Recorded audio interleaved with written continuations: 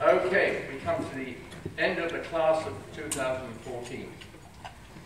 This gentleman actually is also the Grand Marshal here this weekend, and he's really thrilled about that.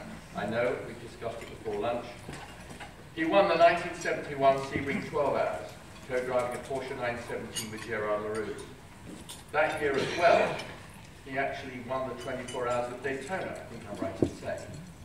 No, I got that wrong. Okay. He finished second for Sebring in '68.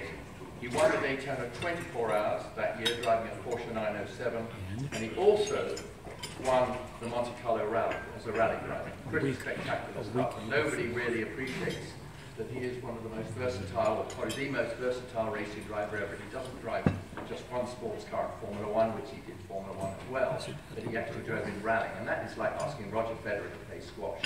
It's a different thing altogether, apart from his downside more dangerous. Anyway, an outstanding man, and I think he finished racing a little bit too early in his career. He should have carried on for another 20 years, a bit like me. Anyway, he won his class twice at the 24 Hours of Le Mans. He has 13 Formula One World Championship results, driving the worst car in the world. Vic, am I right? Well, you agree, thank goodness for that. I got a test drive in it, I think, when he left the team to retire from Formula One, and they finally offered me £5. He's offered me £5 as a retainer to drive it. I wasn't going to accept that. Anyway, he's excelled in virtually every form of motorsport, from rallying to NASCAR, where he twice competed in the Daytona 500. This weekend, we're honoured to have him as the Grand Marshal. Please welcome Vic Elford.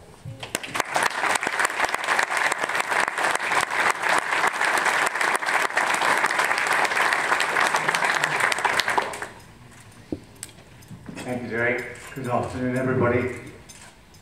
I was a little bit surprised you referred to that young guy amongst us down at the end. You didn't talk about the old guy sitting next to him when it came to asking for me to come up here.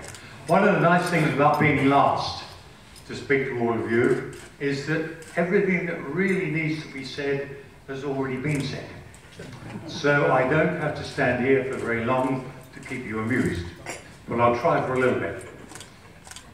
I'm often asked what is, as all of us are, what is so special about Sebring? There are lots of special things about Sebring as a track and as a place to race. One of the outstanding things about Sebring is that it's probably the only track in the world where the drivers and the teams feel as though they're part of the family, with all the spectators who are around us outside. You know, normally at a racetrack, the spectators are there, the teams and the cars and the drivers are there, and they never really interact with each other. Here, they do. So that's one very special thing about it.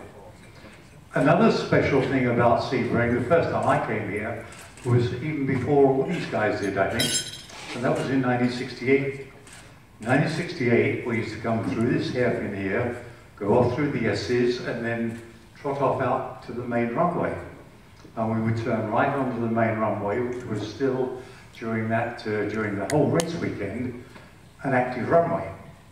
And it was divided with cones down the middle of the road.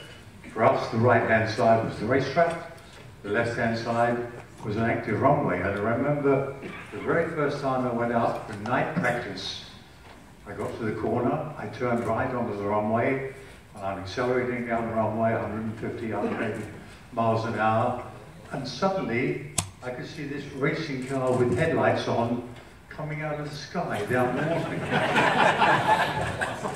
And in fact, it was my first experience of being on a racetrack with an aeroplane landing on the other side of the road in the opposite direction. Fortunately, that doesn't happen anymore, so drivers don't get confused with overtaking aeroplanes.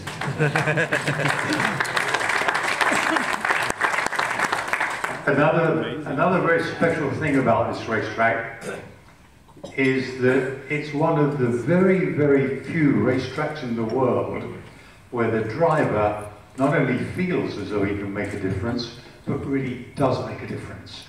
You know, this weekend, tomorrow, you're going to see a dozen or 15 various Porsche 911 GT cars, and if you watch them closely, you'll see that the driver, whoever the driver is, can really make a difference over what his car is doing compared with the others. It was even true back in the days of 512 Ferraris and 917s. The driver can make a difference here. I'm very honoured and thrilled and excited to be inaugurated, or what's the word? Inducted, thank you, Derek, into the Hall of Fame. What can I say? Just thank you. 2 thank yous really, 3 thank yous. Thank you especially to Sebring. Thank you especially for all the years that I was racing here. Back then, you know, this was a foreign country, not anymore, now in America. But back then, it was a foreign country coming here, and all the time I was racing in the States was thanks to one very special company, Porsche. Thank you, Porsche.